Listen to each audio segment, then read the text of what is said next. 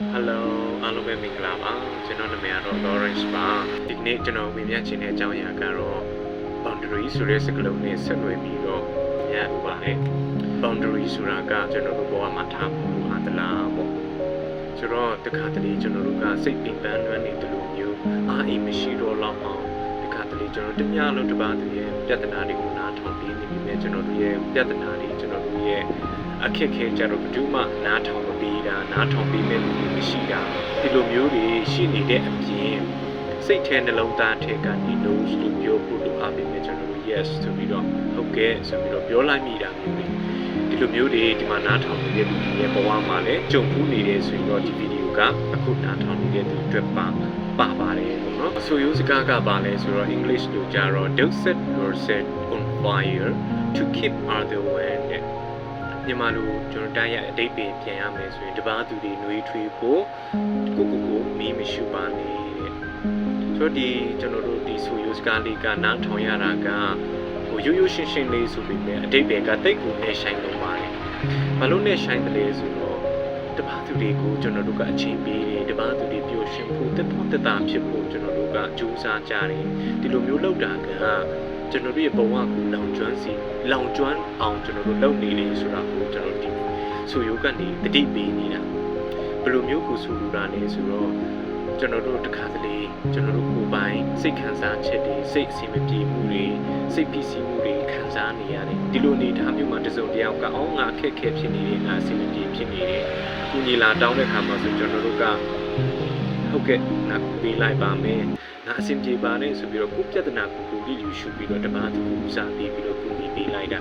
ဆိုတော့တခါတလေကျွန်တော်တို့ဘဝမှာကျွန်တော်တို့အဆင်မပြေဘူးအခက်အခဲဖြစ်နေတယ်ဆိုရင်တပါးသူတွေကကျွန်တော်တို့ကူညီလာတောင်းတဲ့ခါမှာဆိုကျွန်တော်တို့ကအလွယ်တကူပဲကျွန်တော်တို့ကူညီပေးလိုက်ကြတယ်ဘာမှမစိမ့်စားဘူးပေါ့နော်ကျွန်တော်တို့ကပေါင်တွေမထားဘူးစီးတွေမထားဘူးကျွန်တော်အလွယ်တကူပဲ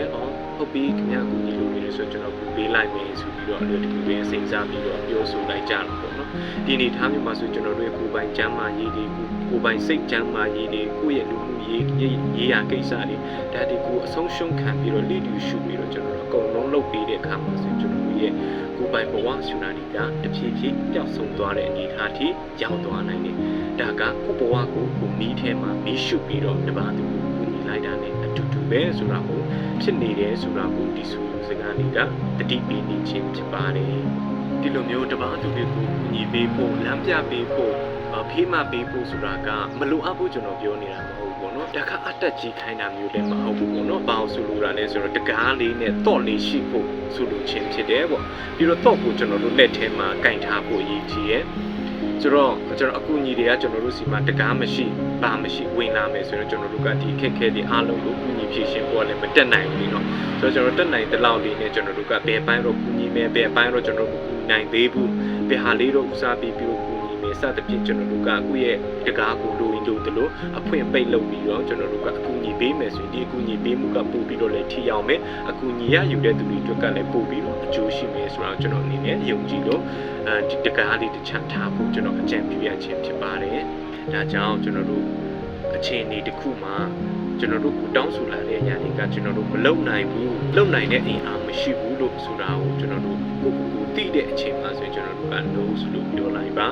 ကျွန်တော်မလုံနိုင်ကြောင်းကျွန်တော်တို့ပွင့်လင်းလင်းနဲ့ယူတတဝန်ခံပြီးတော့ညီပယ်လိုက်ပါဒါတွေကကျွန်တော်တို့ဘဝမှာတကယ်ကိုအရေးပါတဲ့အရာဖြစ်တယ်ကျွန်တော်တို့မှာလည်းစီးဒီပေါင်းတီထားမှသာကျွန်တော်တို့86ခုရန်အတွက်ထောက်ကူပြုမှဖြစ်ပါတယ်နော်